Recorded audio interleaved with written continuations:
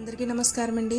ఈరోజు మన ఛానల్లో వేసవి తాపాన్ని తగ్గించి కడుపుకి చలవ చేసే మజ్జిగ పొడి తయారీ విధానం చూసేద్దాము।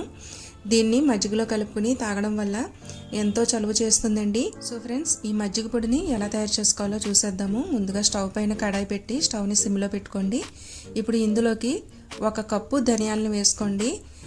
ధనియాలను వేసుకున్న తర్వాత అదే కప్పుతో, ఏ కప్పుతో అయితే ధనియాలు తీసుకున్నామో అదే కప్పుతో జీలకర్రను కూడా తీసుకుని ఈ కడాయిలో వేసుకోండి। అలాగే 1 టేబుల్ స్పూన్ మిరియాలు కూడా తీసుకోండి। నల్ల మిరియాలు 1 టేబుల్ స్పూన్ తీసుకోండి।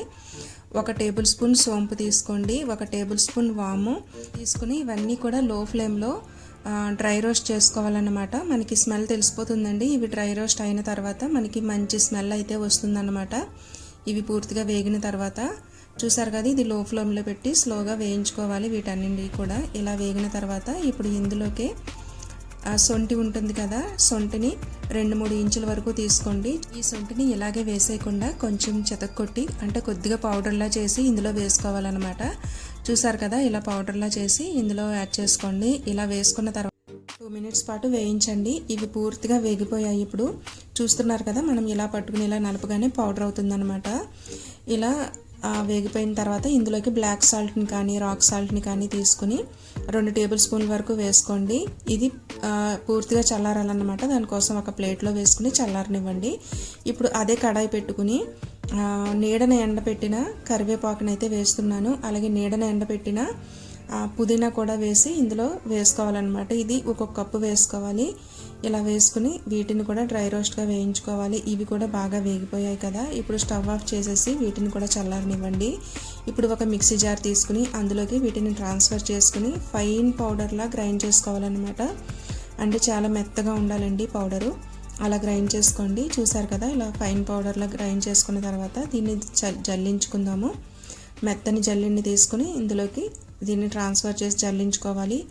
ఇది ఎంత మెత్తగా ఉంటే మజ్జిగలోకి అంత బాగా కలుస్తుందండి। కొంచెం బరగ్గా ఉంటే కనుక మన మజ్జిగలోకి సరిగా కలవకుండా అడుగున బరగ్గా ఉండిపోతుంది అన్నమాట। సో ఇలా జల్లించుకోవడం వల్ల మజ్జిగలోకి బాగా కలుస్తుంది। ఇలా కొంచెం ఇలా బరకగా ఉన్న పౌడర్ని పక్కన పెట్టి మళ్ళీ అదే మిక్సీ జార్లో వేసుకుని ఫైన్ పౌడర్లా గ్రైండ్ చేసుకుని ఇందులో జల్లించుకుని కలుపుకోవచ్చండి। చూసారు కదా, ఇలా మెత్తని పౌడర్లా తయారు చేసుకున్న తర్వాత ఒక తడి లేని గ్లాస్ జార్లోకి దీన్ని ట్రాన్స్ఫర్ చేసుకోండి। ఇది మనకి more than 4 months to 6 months వరకు ఉంటుందన్నమాట, స్టోర్ ఉంటుంది।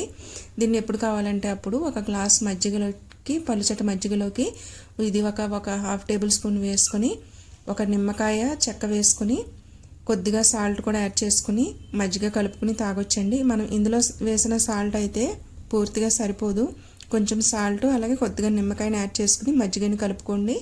చాలా టేస్ట్గా ఉంటుందన్నమాట। వేసవి కాలంలో ఇది చాలా చలువ చేస్తుంది। చూసారు కదా ఫ్రెండ్స్, మజ్జిగ పొడి తయారీ। ఐ హోప్ మీకు ఈ వీడియో నచ్చిందని అనుకుంటున్నాను। నా వీడియో కనుక నచ్చినట్లయితే ఒక్క లైక్ ఇవ్వండి, అలాగే మన ఛానల్ని సబ్స్క్రైబ్ చేసి సపోర్ట్ చేయండి। Thank you for watching friends, thank you.